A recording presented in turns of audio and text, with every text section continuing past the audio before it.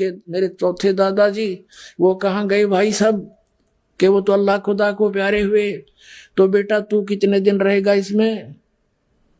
ये सराय नहीं तो तू महल बांधता है इसको।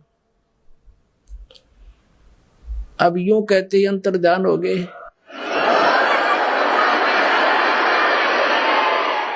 यूं कहते ही अंतर्ध्यान हो गए भगवान परमेश्वर। कबीर साहब जी सतलोक से आते हैं, ऐसी लीला के चले जाते हैं। नानक साहब जी कहते हैं, नीच जात परदेसी बेरा खिना वे तिल जावे, अर्जा की संगत नानक रहंदा कैसे मुंडा पावे। कैसी इसकी लीला का अंत पाऊं? तो 1 मिनट में यहाँ, 1 मिनट में सतलोक में, 1 सेकंड में यहाँ, 1 सेकंड में वहां देखूं।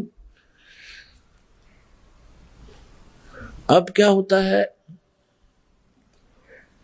राजा बेहोश हो गया। मंत्रियों ने फिर जंतर मंतर करनी है, मौलवी काजी बुला लिए। दूसरे ने दूसरे बाजू का तबीज बांध दिया और कहा अब कुछ नहीं होगा, बड़ा पहुंचा हुआ मौलवी है। अब कुछ दिनों के बाद परमात्मा ने क्या लीला की। राजा दिन के समय उसने एक बाग बनवा रखा था, 9 लखा बाग, 9 लाख पेड़ पौधे, फलदार वृक्ष, सुंदर वायु, अच्छा एटमॉस्फेयर वहां होता था, फूल फल लगे होते थे। तो वहां दिन में रेस्ट किया करता था 2-3 घंटे। और उसकी वहां पर प्रतिदिन वहां उसके जो बेड को लगाने की ड्यूटी, बेड को संवारने की ड्यूटी, उसकी सेज बोलते थे उसको, उस सेज के ऊपर कपड़ा बिछाना, चारों तरफ फूल फाल लगाने, अच्छी तरह सुगंधित बनाना, और ये एक बांदी की ड्यूटी लगाई जाती थी, नौकरानी की।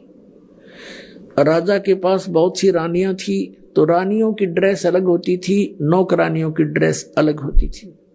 एक दिन परमात्मा ने लीला की, स्वयं एक नौकरानी का रूप धारण किया, बांदी का रूप बनाया, और वहां सेज उसकी खूब बढ़िया सेज सजा के, चारों तरफ फूल लगा के, और उस सेज पर स्वयं लौट गए, उनकी बेड पे लेट गए परमात्मा। राजा गया विश्राम के लिए, वहां देखा कि तेरी सेज पे और बांदी सो रही है एक नौकरानी। इसकी इतनी हिम्मत बढ़ गई है, इसका कोई इसको डर नहीं रहा। कोड़े होते थे, हंटर कोड़े होते थे, जैसे घोड़े का मार दे अच्छा तगड़ा व्यक्ति तो घोड़ा बैठ जा, इतना जबरदस्त मार होती थी कोड़े की।